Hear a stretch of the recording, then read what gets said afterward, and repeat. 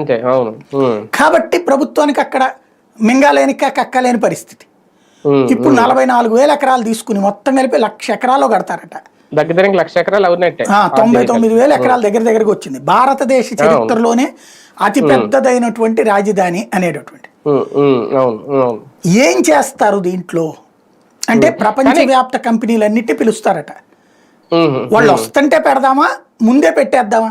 వాళ్ళు వస్తుంటే వాళ్ళకి డైరెక్ట్ గా ఆ రైతులతో, ఇప్పుడు గుజరాత్ లో ఉంది, మొత్తం ప్రభుత్వం లాక్కోట్ల రైతుల దగ్గర నుంచి. మీరు వెళ్ళిన తర్వాత ఒక కంపెనీ పెడతానని వెళ్తే రైతులతో మీకు పరిచయం చేస్తుంది. మీరు అక్కడ మాట్లాడుకుంటారు. రేటు అక్కడ 10 రూపాయలు ఉందనుకోండి, ఇంకో రూపాయి వేసి ఇవ్వండి సార్ అంటాడు.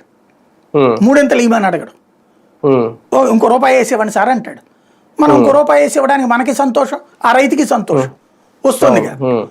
వెంటనే ఫెసిలిటీ ఇస్తాడు వాడు. 1 week to 10 days set rate అయిపోతుంది. ఇక్కడ విచిత్రం. కానీ ఒకటి సార్, అంటే ఒక డౌట్ ఏంటంటే, అప్పుడు జరిగిన వివాదాలు ఇవన్నీ మనం చూసాం, దాని మీద ఉద్యమాలు ఇదంతా ఓకే, జగన్ హయాం వచ్చింది కాబట్టి దాన్ని ఆపేశారు అనుకోవచ్చు.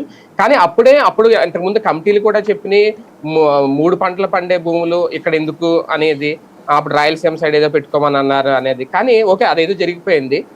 ఓకే, ఒక మిస్టేక్ చేసేసారు అప్పుడు అనేది.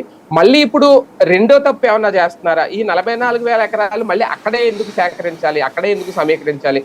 ఇంతకుముందు అనుకున్నట్టు విజయవాడ లేదంటే గుంటూరు ఈ ప్రాంతాల్లో, లేదంటే ఆ మంగళగిరి ప్రాంతాల్లో రోడ్డు పక్కన అవన్నీ 1,000 ఎకరాలు లేవా?